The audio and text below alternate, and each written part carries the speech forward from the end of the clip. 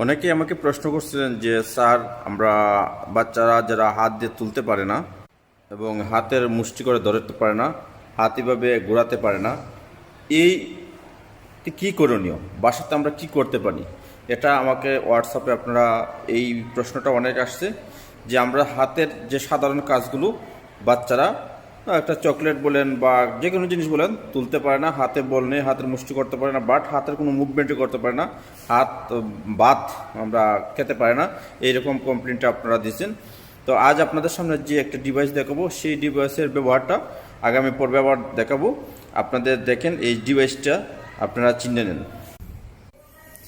এই যে আপনাদের সামনে যে ডিভাইসটা দেখাচ্ছি, এই ডিভাইসের ব্যবহারটা কিভাবে করতে হয়, এই ডিভাইসটা যদি আপনারা কার্ড দিয়ে বানিয়ে নেন বাসাতে, আপনারা বাসাতে এই কাজটা করতে পারবেন।